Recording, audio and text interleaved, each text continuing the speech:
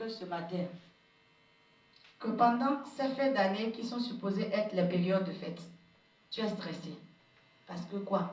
Tu n'as pas de l'argent, tu n'as pas les moyens. Et au lieu que ces périodes soient des périodes de joie, des périodes dans lesquelles tu serais free, relax, avec ta famille autour de toi, toi tu es là le matin, puis c'est comme ça. C'est comme ça. La tête est ailleurs, les pensées sont ailleurs. Même les enfants autour de toi ne voient plus la joie. Ils ne lisent plus la joie en toi. Pourquoi? Parce que tu n'as pas de l'argent. Tu paniques, tu stresses. Tu stresses, bien-aimé. Pourquoi tu stresses pendant une période de joie? Pourquoi tu stresses? De quoi parlons-nous? De la viande, de la nourriture, n'est-ce pas? De la boisson pour la fête. Bien-aimé, même s'il n'y a pas ça, tu ne peux pas être joyeux, tu ne peux pas rendre grâce à Dieu qui t'a gardé en vie. Si je te dis qu'il y a des gens qui ont des millions, des milliards, ils ont tout ce que toi tu veux là, mais ils n'ont pas la paix dans leur vie, qu'est-ce que tu diras? Bien-aimé, ne transforme pas ces moments de fête, ces périodes de joie où tu vas déborder de joie, ne les transforme pas en problème, ne les transforme pas en stress. Ne te crée pas de problème. Le tout n'est pas affaire de diable m'a attaqué. Oh non, les démons m'ont attaqué. Il n'y a pas de démons dans ça. Il faut quitter dans ça. Aime-toi toi-même. Aime-toi toi-même. Tu seras béni. Tu seras béni. Tu ne vas pas manquer. La Bible dit reste calme. Dieu dit reste calme et regarde-moi. J'aimerais te dire, on est à la veille de Noël. Tu n'as pas encore un sac de riz à la maison. Tu n'as même pas encore une bouteille de coca à la maison. Tes enfants n'ont même pas encore de tapette. Tout ça là, ce n'est pas grave. Accroche-toi. Accroche-toi. Appelle le Dieu de la dernière minute. Mon Père, il est le Dieu de la dernière minute. Appelle-le. S'il a pu intervenir dans le quart de ses enfants devant la mer Rouge, il va intervenir pour toi. Amen. Si tu lis la parole, c'est pour cela que je te donne le verset. Exode 14, 13 à 14. Si tu lis ça, ça va te donner un courage, ça va te donner une puissance, ça va réveiller la foi que tu as. Et tu vas laisser ce stress-là à côté. Bien aimé, si Dieu te donne ce riz-là que tu veux ce matin, et que le lendemain tu tombes malade parce que tu as stressé, qui va encore te donner l'argent pour aller à l'hôpital? Amen. Est-ce que quelqu'un va encore te donner l'argent pour aller à l'hôpital? Pendant que tu stresses pour tout ça là, le jour même Dieu te dit que je te donne l'argent là, tu es sûr que tu pourras acheter le riz? Et si tu es allé à l'hôpital avec ça? Parce que tu t'es déjà stressé, tu as déjà tellement paniqué, tellement amené les maux de tête, parce que le voisin a déjà acheté un cabri, il a acheté un bœuf, il a acheté tout ce qu'il doit acheter. Non, il y a de l'arbre de Noël dans leur maison, les enfants, la maison est décorée, que chez toi il n'y a encore rien. Bien aimé, pourquoi tu paniques? Si tu connais ton Père, le Créateur du ciel et de la terre, celui-là qui t'a fait, pourquoi tu dois paniquer? Pourquoi tu dois amener le stress dans ta vie? Quand même un étranger rentre chez toi, la manière dont on te voit, on comprend donc que ça ne va pas. Parce que tu montres que non, toi là, ça ne va pas. Dieu ne t'a pas encore béni, c'est-à-dire qu'il t'a oublié. Mais si Dieu t'a oublié, appelle-le, dis papa, tu es en train de m'oublier. Papa, dans cette période, tu es en train de m'oublier. Les enfants là, c'est toi qui m'as donné. Tu m'as confié la garde des enfants. Donc, il faut pouvoir pour que tes enfants que tu m'as confiés là, je puisse prendre soin d'eux. Mais ce n'est pas que tu sois en train de réfléchir. Je vais rentrer où pour trouver l'argent? Et vraiment, je vais... Non, bien aimé, si tu fais ça, tu vas mourir avant le 30 heures.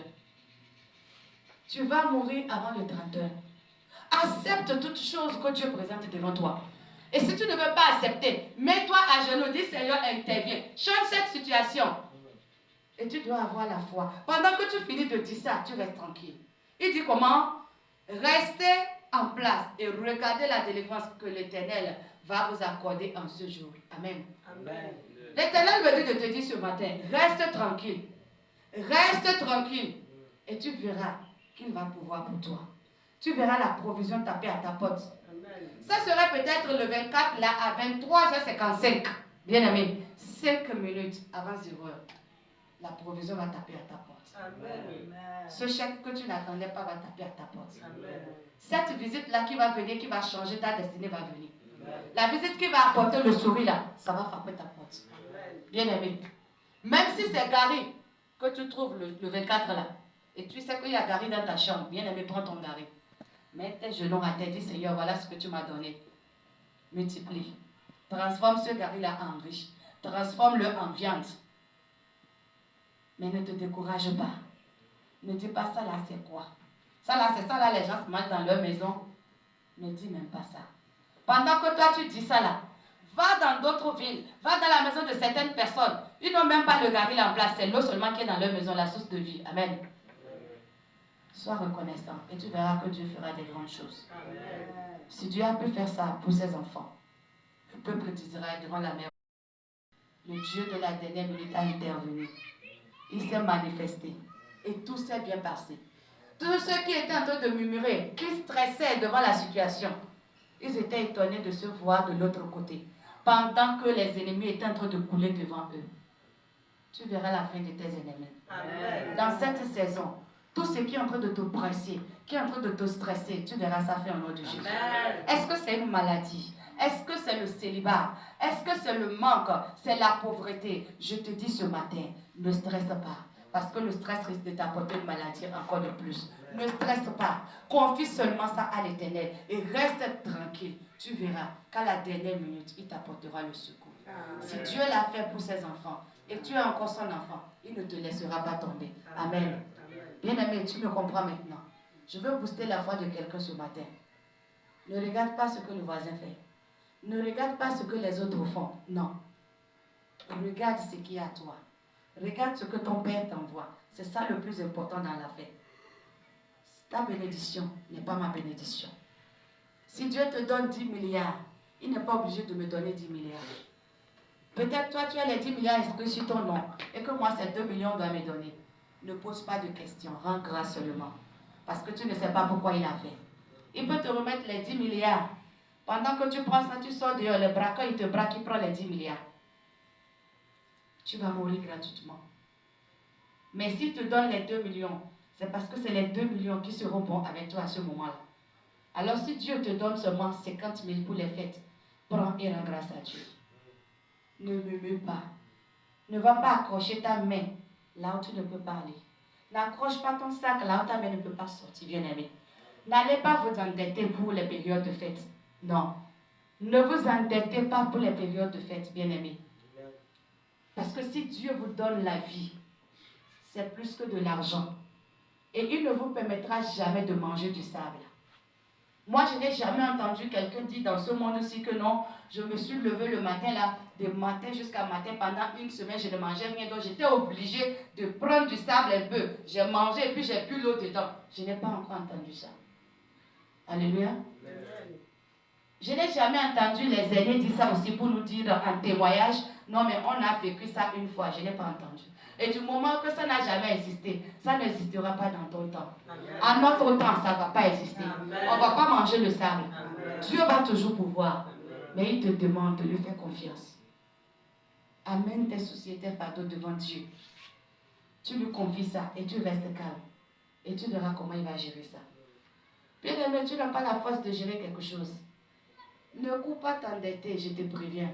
Ne cours pas mettre ta main dans des histoires mystérieuses juste pour cette période de fête parce qu'elle passera très bientôt. D'ici une semaine, nous avons fini toute cette période de fête. Ne permets pas aux autres que dès que tu démarres les fêtes, qu'on vienne taper à ta porte pour dire donne-moi mon argent que tu as passé. Amen. Donne-moi mon argent que tu as passé. Ou bien qu'on vienne te dire non mais on avait un pacte, non?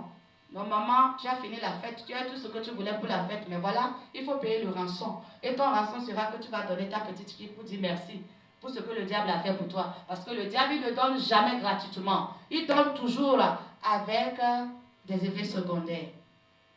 Si tu vas t'adapter à ça, tu vas mettre la main dedans, tu vas bien fêter, tu vas tuer des moutons, même tu vas tuer le lion aussi chez toi.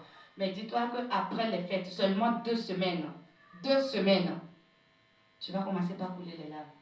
Et tous ceux qui t'applaudissaient quand tu mangeais bien, quand tu te montrais dans le quartier, dans la ville, là, ces personnes ne sauront pas que tu es en train de pleurer chez toi. Pourquoi? Parce que tu as fait le mauvais choix. Juste pour te faire voir par les gens. Juste pour te faire, c'est-à-dire montrer une influence. Tu veux impressionner qui aujourd'hui, bien-aimé? C'est les hommes que tu veux impressionner et laisser Dieu à côté. Bien-aimé, je te le conseille pas. Le Dieu de la dernière minute, il est avec toi. Amen. Amen. Ouvre avec moi Genèse 22, 13 à 14. Ouvre avec moi Genèse 22, 13 à 14. Allons-y rapidement, Genèse 22, 13 à 14. Allons-y vite. Genèse 22, 13 à 14. Je lis parce que le frère ici n'a pas encore le temps. Genèse 22, 13 à 14. Il dit, Abraham leva les yeux et vit derrière lui un bélier retenu dans un buisson par les cornes.